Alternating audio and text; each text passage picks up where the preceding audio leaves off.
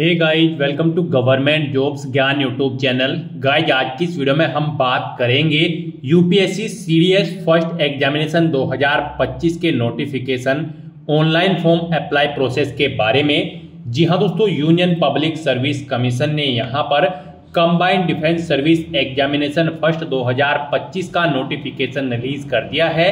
इसके तहत यहाँ पर 457 खाली पदों को भरा जाएगा। कैसे आप इसके लिए अपने फॉर्म अप्लाई कर सकते हो बिना कोई मिस्टेक किए हुए, इसकी पूरी जानकारी हम आपको स्टेप बाय स्टेप रजिस्ट्रेशन से लेकर प्रिंट तक देंगे। बस आपको इस वीडियो को स्किप के बिना शुरू से लेकर एंड तक देखना है। उसके बाद वीडियो पसंद आए तो इसे लाइक और शेयर कर दें। चैनल पर नए हो तो इसे सब्सक्राइब कर लें। साथ ही साथ गाइस, जिन कैंडिडेट को फॉर्म अप्लाई करते हुए प्रॉब्लम फेस हो रही है, उनकी सभी प्रॉब्लम्स का हल आपको इस वीडियो में मिल जाएगा और हम आपको बताएंगे कि कौन सी वो मिस्टेक है जिनके कारण आपका एप्लीकेशन फॉर्म यहां पर रिजेक्ट हो सकता है। तो आपको उन मिस्टेक को अवॉइड करना है, उसके लिए आपको एंड तक हमारे साथ इस वीडियो में बने रहना है। तो बिना कोई वक्त गंवाए चलिए शुरू करते हैं। आपको इस वीडियो के डिस्क्रिप्शन बॉक्स में हमारी वेबसाइट IND-sarkari-naukri.in के इस पेज का लिंक मिल जाएगा।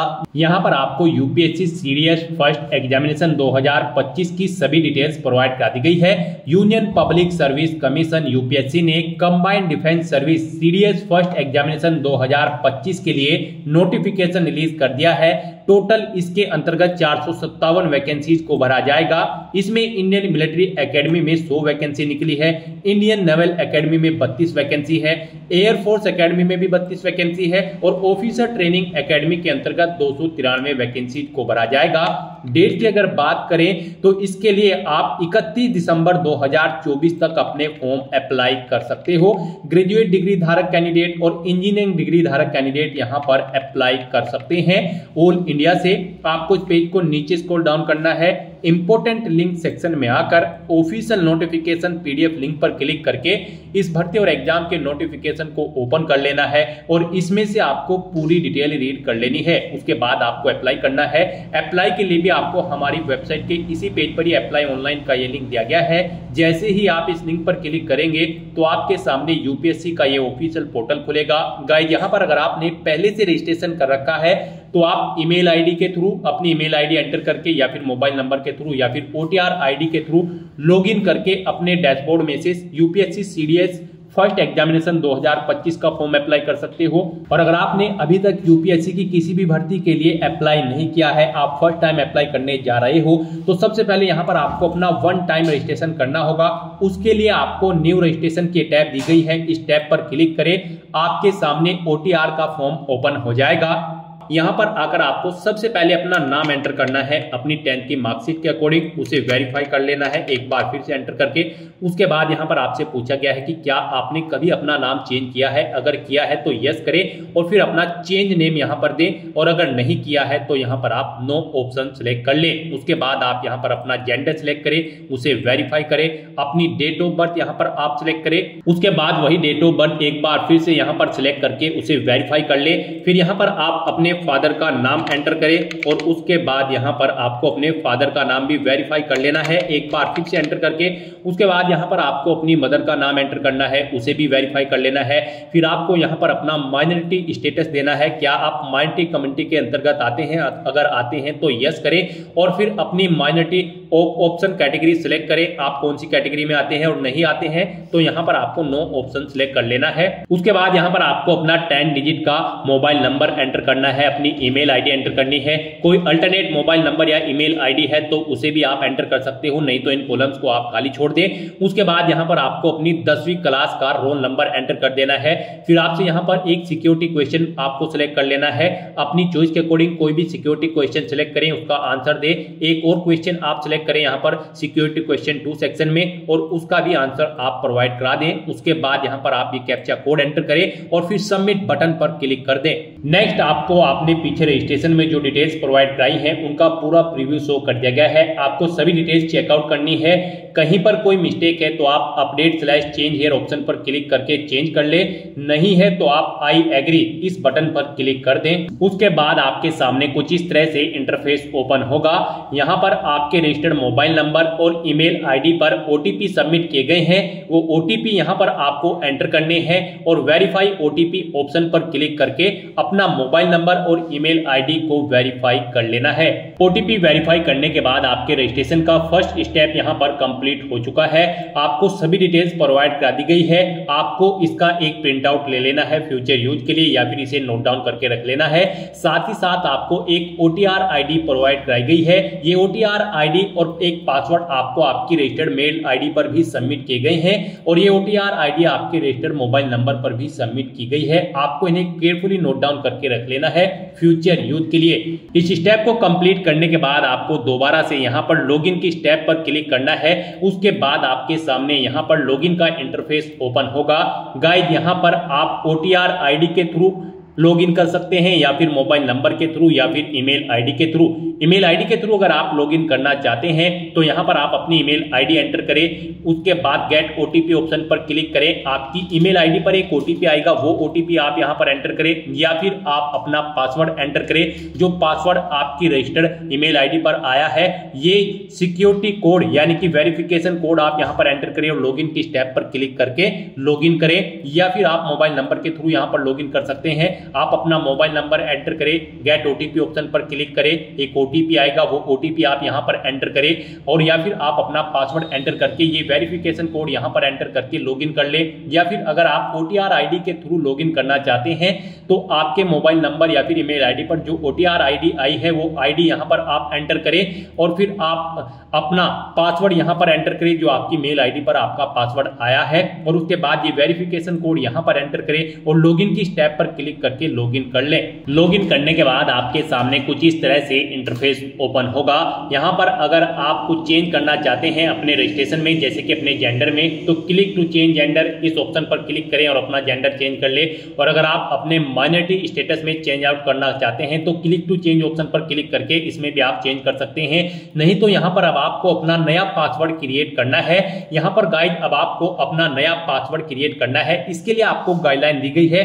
आपका पासवर्ड कम से कम 8 कैरेक्टर का होना चाहिए और ये अल्फा न्यूमेरिक फॉर्मेट में होना चाहिए। मींस आपके पासवर्ड में कम से कम एक अपर केस कैरेक्टर, एक लोअर केस कैरेक्टर, एक इंटीजर नंबर और एक स्पेशल कैरेक्टर जैसे कि @ या फिर डॉलर होना चाहिए। वही पासवर्ड आपको यहां पर एक बार फिर से एंटर करके कंफर्म कर लेना है। हम आपको पासवर्ड का सैंपल दिखा रहे हैं, इसके अकॉर्डिंग आपको अपना पासवर्ड क्रिएट करना है। तो आपका अपना पासवर्ड कुछ इस फॉर्मेट में रेडी करना है। इसमें आपका एक अपर केस कैरेक्टर, एक लोअर केस कैरेक्टर, एक इंटीजर नंबर और एक स्पेशल कैरेक्टर होना चाहिए और इसकी लेंथ कम से कम 8 कैरेक्टर की होनी चाहिए। तो इस फॉर्मेट में आपको अपना पासवर्ड यहां पर क्रिएट करना है।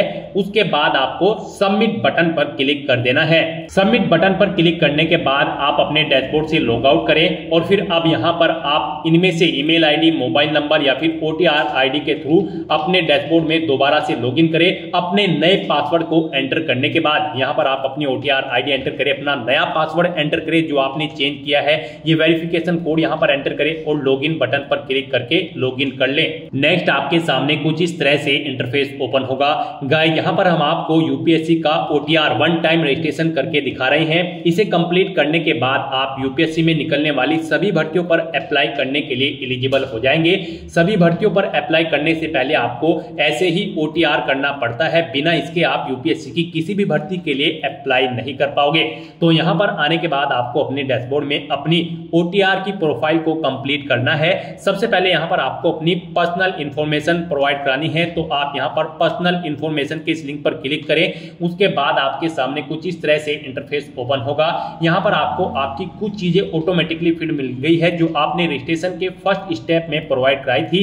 आपको इस पेज को नीचे स्क्रॉल डाउन करना है और यहां पर सबसे पहले अब आपको अपनी सिटीजनशिप सिलेक्ट कर लेनी है, फिर आपको अपनी मातृभाषा यहां पर सिलेक्ट कर लेनी है। उसके बाद यहां पर आपको अपना मैरिटल स्टेटस सिलेक्ट कर लेना है, आप मैरिड हो या फिर अनमैरिड। प्लेस ऑफ बर्थ आप यहां पर एंटर सिलेक्ट करें, आप इंडिया से है या फिर आउटसाइड ऑफ इंडिया से।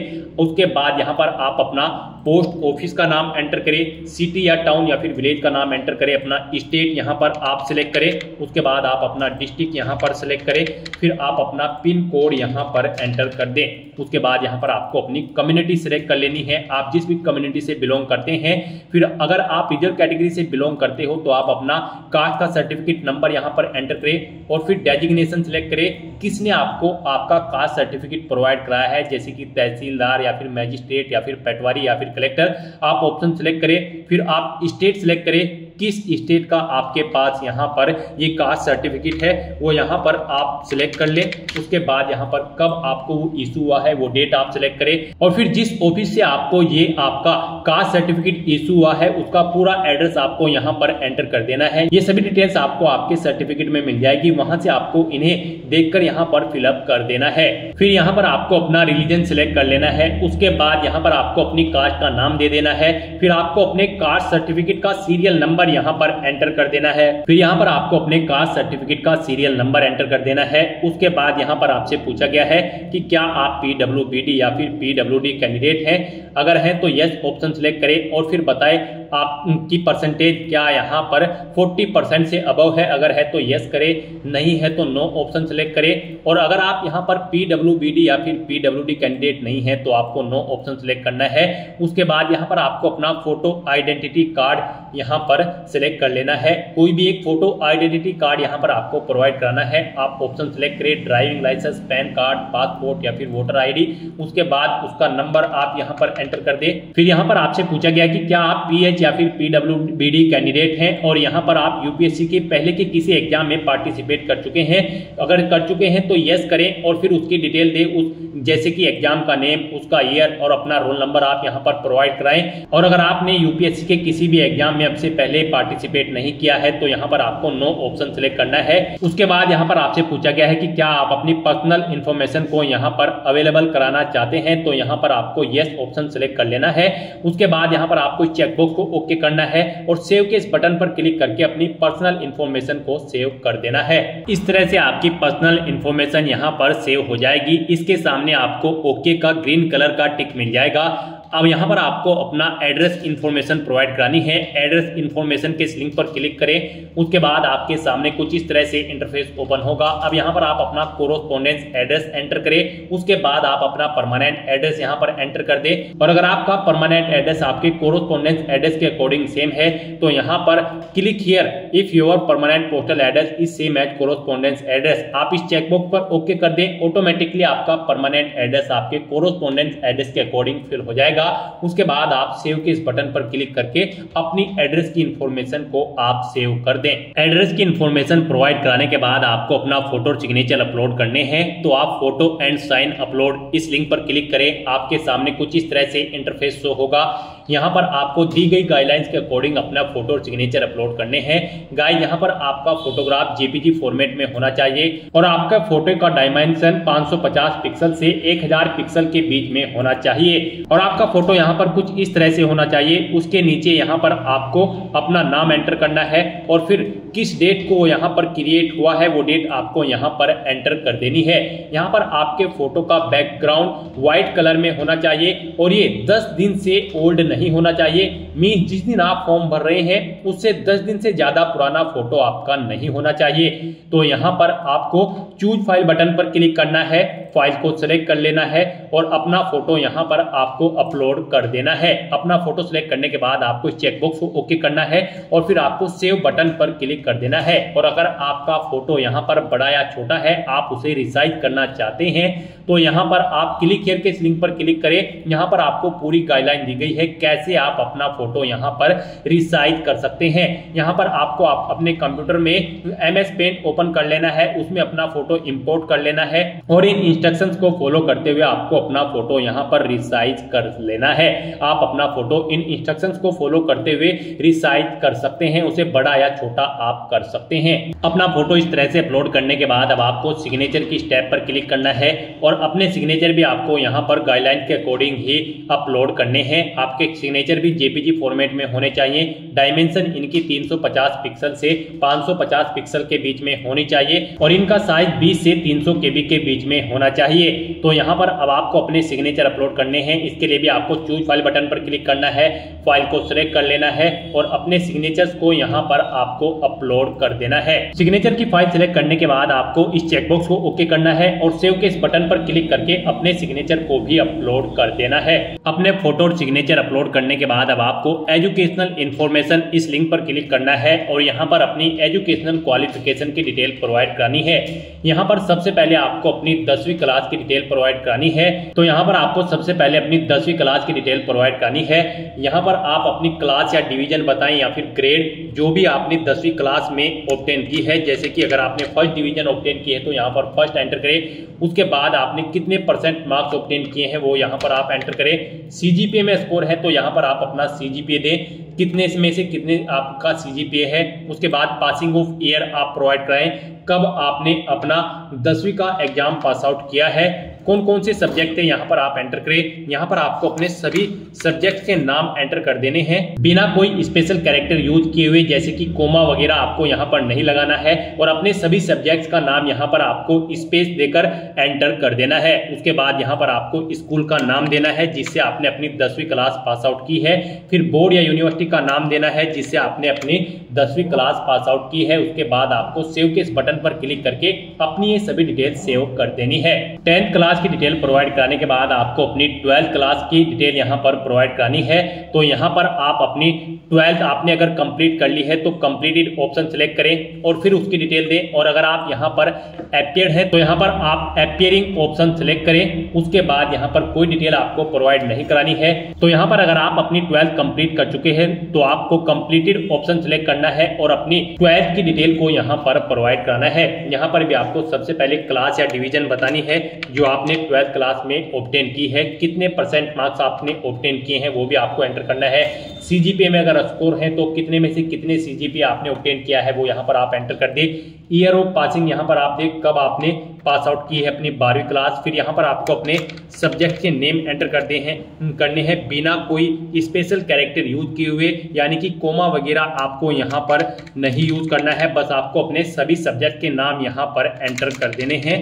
उसके बाद यहाँ पर आपको अपने स्कूल या कॉलेज का नाम देना है जिससे आपने अपनी 12वीं क्लास पास आउट की है। बोर्ड का नाम देना है जिससे आपने अपनी 12वीं क्लास पास आउट की है और सेव के इस बटन पर क्लिक करके आपको अपनी डिटेल सेव कर देनी है।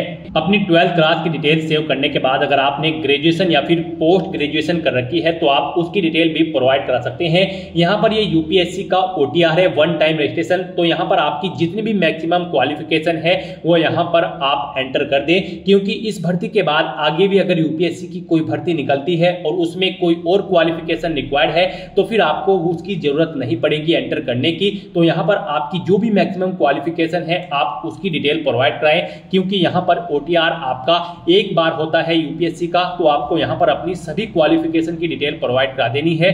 जैसे कि अगर आपने ग्रेजुएशन कंप्लीट कर ली है तो आप कंप्लीटेड ऑप्शन सिलेक्ट करें, या फिर अपीयर्ड हो तो अपीयर ऑप्शन सिलेक्ट करें। अगर आपने यहाँ पर अपनी ग्रेजुएशन कंप्लीट कर ली है तो उसकी डिटेल भी आपको सेम ऐसे ही प्रोवाइड करानी है। यहाँ पर आपको सबसे पहले बताना है आपने अपनी ग्रेजुएशन किस फील्ड में की है, यानी कि स्ट्रीम में की है, मेडिकल, इंजीनियरिंग या फिर साइंस में। आप ऑप्शन सिलेक्ट करें। अपनी ग्रेजुएशन की स्ट्रीम सिलेक्ट करने के बाद यहाँ पर आपको अपनी डिग्री सिलेक्ट करनी है, आपने किस में अपनी डिग्री यहाँ पर कंप्लीट की है। उसके बाद यहाँ पर आपको अपनी डिग्री की डिवीजन बतानी है या फिर क्लास बतानी है। आपने फर्स्ट क्लास में ऑब्टेन की है या फिर सेकंड में या फिर थर्ड में, कितने % मार्क्स आपने ऑब्टेन किए हैं वो एंटर करें। सीजीपीए में अगर स्कोर है तो वो आप एंटर कर दे। कब आपने पास आउट की है वो यहाँ पर आप एंटर करें। फिर सब्जेक्ट कौन कौन से थे वो यहाँ पर आप एंटर कर दे बिना कोई स्पेशल कैरेक्टर यूज किए हुए। उसके बाद यहाँ पर आपसे पूछा गया है आपके स्कूल का नाम, किससे आपने अपनी डिग्री कंप्लीट की है। फिर बोर्ड या यूनिवर्सिटी का नाम यहाँ पर आप सिलेक्ट करें। उसके बाद यहाँ पर आपको अपने ग्रेजुएशन सर्टिफिकेट का नंबर एंटर कर देना है। उसके बाद कब आपको वो इशू हुआ है आपका सर्टिफिकेट, वो डेट आपको सिलेक्ट कर लेनी है। आपको डेजिग्नेशन बतानी है इशूइंग अथॉरिटी की जिसने आपको ये सर्टिफिकेट इशू किया है। उसके बाद आपको फुल एड्रेस यहाँ पर उस अथॉरिटी का एंटर कर देना है। फिर यहाँ पर आपको पूछा गया है कि क्या आपने बेसिक एजुकेशनल क्वालिफिकेशन या फिर हायर क्वालिफिकेशन ऑब्टेन की है फॉरेन इंस्टीट्यूट से। अगर की है तो यस करें और फिर उसकी डिटेल दे, नहीं की है तो आप नो ऑप्शन सेलेक्ट कर लें। उसके बाद यहाँ पर आपको सेव के इस बटन पर क्लिक करके अपनी डिटेल्स को सेव कर देना है। इस तरह से अपनी ग्रेजुएशन की डिटेल सेव करने के बाद अगर आपने पोस्ट ग्रेजुएशन कर रखी है तो आप पोस्ट ग्रेजुएशन की टैब पर क्लिक करें और सेम ऐसे ही अपनी पोस्ट ग्रेजुएशन की डिटेल प्रोवाइड करा दें।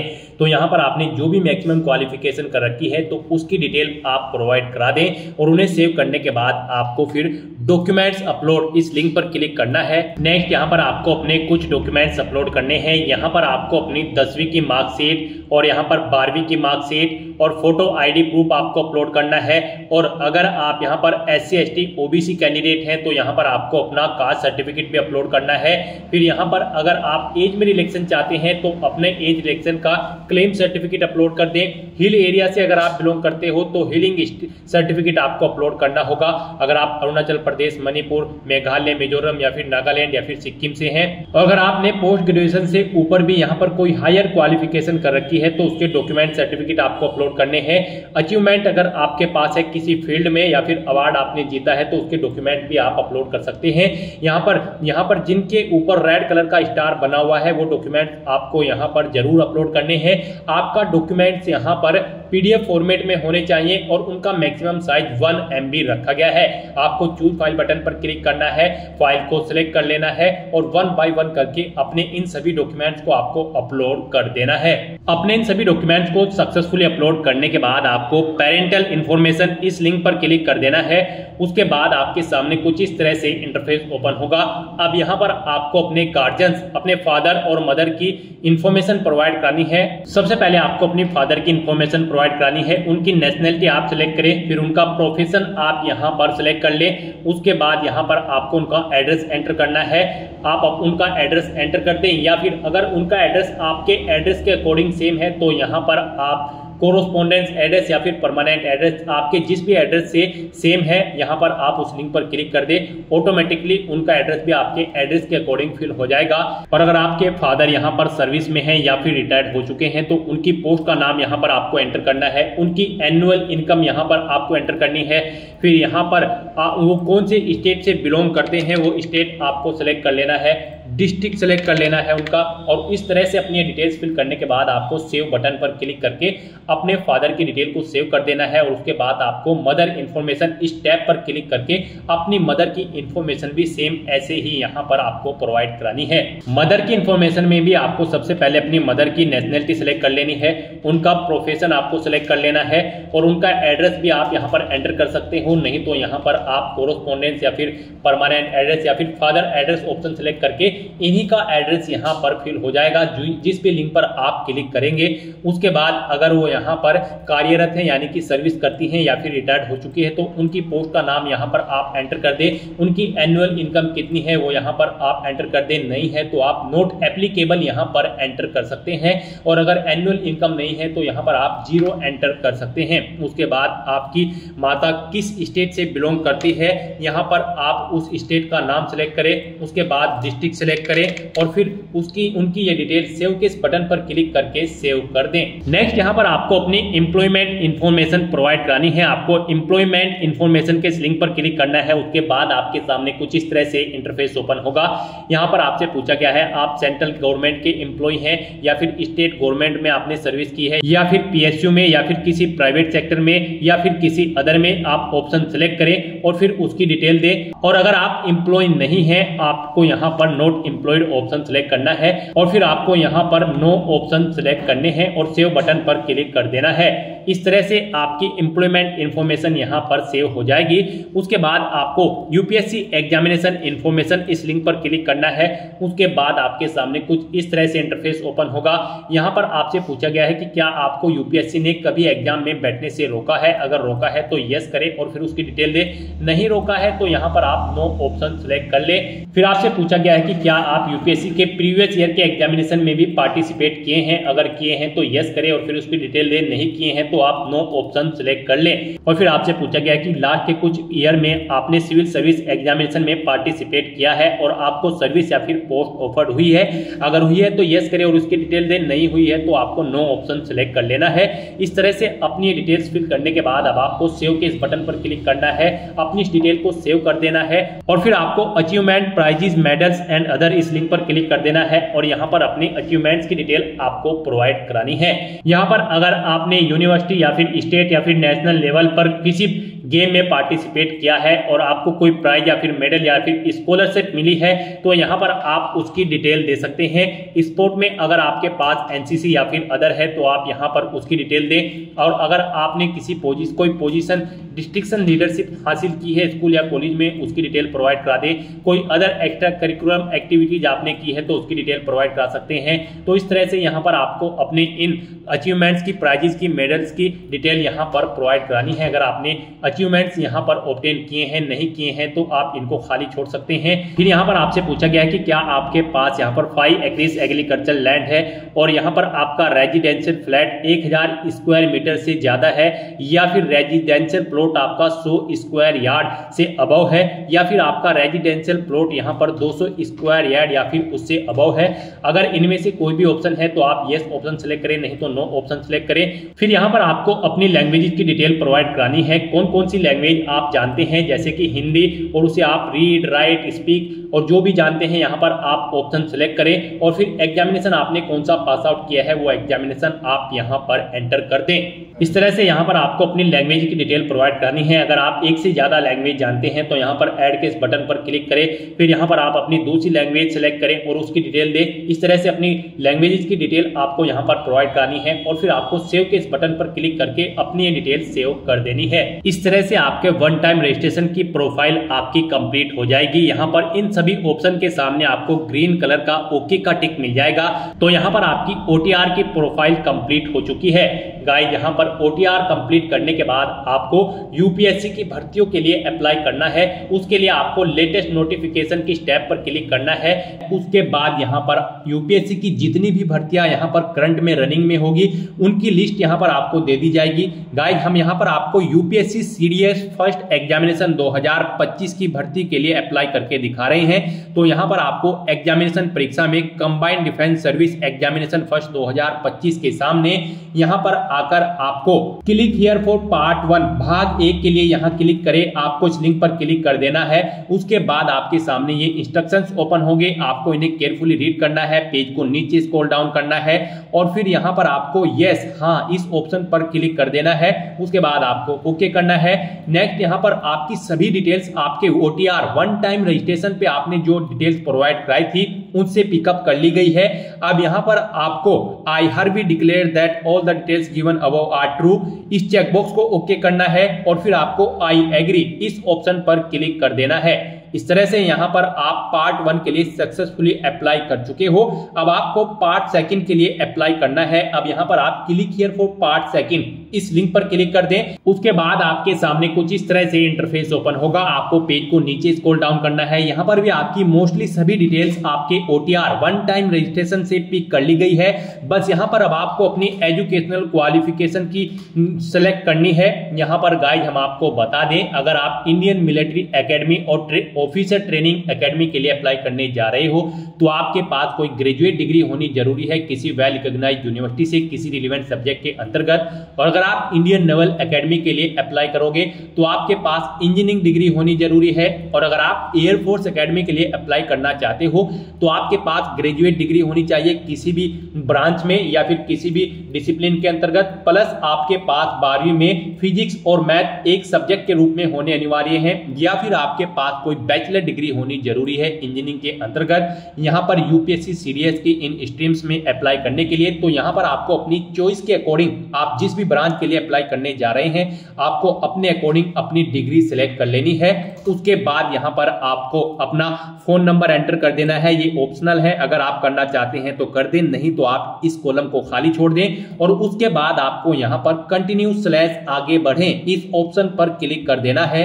नेक्स्ट आपके सामने कुछ इस तरह से इंटरफेस ओपन होगा। अब यहाँ पर आपको अपनी कोर्सेज की प्रेफरेंस देनी है। यहाँ पर अगर आप ऑफिसर ट्रेनिंग एकेडमी को फर्स्ट नंबर पर प्रेफरेंस देना चाहते हैं तो इसके सामने के बॉक्स में आपको 1 एंटर करना है, और अगर आप IMA इंडियन मिलिट्री एकेडमी को सेकंड प्रेफरेंस देना चाहते हैं तो इसके सामने आपको 2 एंटर कर देना है। तो इस तरह से आपको अपनी चॉइस के अकॉर्डिंग यहाँ पर अपने कोर्सेज की प्रेफरेंस देनी है।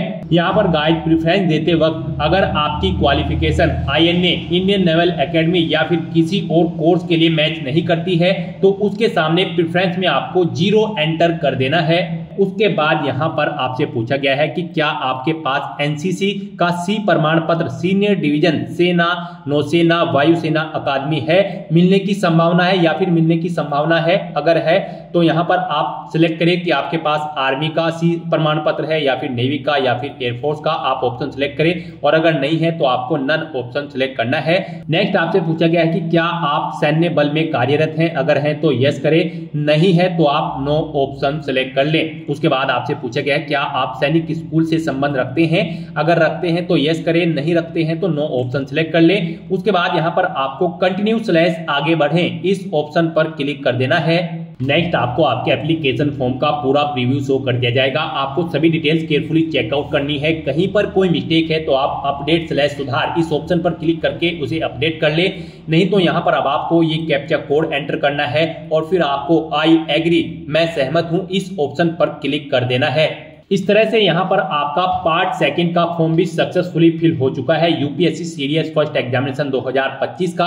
अब यहाँ पर आपको अपने फॉर्म की एक स्लिप प्रिंट कर लेनी है। प्रिंट स्लिप ऑप्शन पर क्लिक करने के बाद ये प्रिंट स्लिप आपकी रजिस्टर्ड ईमेल आईडी पर भी सबमिट कर दी गई है, वहां से भी आप इसे गेट कर सकते हो। तो यहाँ पर अब आपको लेटेस्ट नोटिफिकेशन की टैब पर क्लिक करना है। उसके बाद यहाँ पर आपको सीडीएस के इसी सेक्शन में आना है और यहाँ पर अब आपको centre selection and agreeing to declaration इस लिंक पर क्लिक करना है और अपने सेंटर्स का आपको सिलेक्शन कर लेना है। यहाँ पर आपको अपना परीक्षा केंद्र एग्जामिनेशन सेंटर सिलेक्ट करना है जहां पर आप एग्जाम में पार्टिसिपेट करना चाहते हो। उसके बाद आपको डिक्लेरेशन घोषणा पत्र को रीड करना है और फिर आपको I have read the declaration and agree इस ऑप्शन पर क्लिक कर देना है। उसके बाद यहाँ पर आपके सामने कुछ इस तरह से इंटरफेस ओपन होगा। यहाँ पर आपका एप्लीकेशन फॉर्म सक्सेसफुली फिल हो चुका है, उसके सभी स्टेप्स कंप्लीट हो चुके हैं। उसकी एक एक्नॉलेजमेंट स्लिप आपकी रजिस्टर्ड ईमेल आईडी पर भी सबमिट कर दी गई है, वहां से आप उसे गेट कर सकते हो। तो यहाँ पर अब आपको फॉर एप्लीकेशन स्टेटस एप्लीकेशन का स्टेटस चेकआउट करने के लिए इस लिंक पर क्लिक करना होगा। उसके बाद आपके सामने कुछ इस तरह से इंटरफेस ओपन होगा। अब यहां पर आप चेकआउट कर सकते हो कंबाइंड डिफाइंड सर्विस एग्जामिनेशन के सभी स्टेटस। यहां पर पार्ट 1 का स्टेटस, पार्ट 2 का स्टेटस और पार्ट 3 का स्टेटस कंप्लीट हो चुका है। एप्लीकेशन स्टेटस भी आप चेकआउट कर सकते हो, आपका एप्लीकेशन का स्टेटस भी यहां पर कंप्लीट हो चुका है, यानी कि आप कंप्लीट रूप से सीडीएस फर्स्ट एग्जामिनेशन 2025 के लिए अप्लाई कर चुके हो। अब आप यहां पर क्लिक हियर के इस लिंक पर क्लिक करें और अपने एप्लीकेशन फॉर्म का एक हार्ड कॉपी प्रिंट आउट ले लें। इस लिंक पर क्लिक करने के बाद आपके सामने आपका फॉर्म ओपन हो जाएगा। यहां पर आप प्रिंट के इस बटन पर क्लिक करके अपने फॉर्म का एक हार्ड कॉपी प्रिंट आउट ले सकते हो फ्यूचर यूज के लिए। तो दोस्तों ऐसे आप यूपीएससी सीडीएस फर्स्ट 2025 एग्जामिनेशन के लिए अपने फॉर्म अप्लाई कर सकते हो बिना कोई मिस्टेक किए हुए। आज की इस वीडियो में बस इतना ही। आई होप ये वीडियो आपको पसंद आई होगी। अगर पसंद आई हो तो इसे लाइक और शेयर करें, चैनल पर नए हो तो इसे सब्सक्राइब कर लें। Thanks for watching.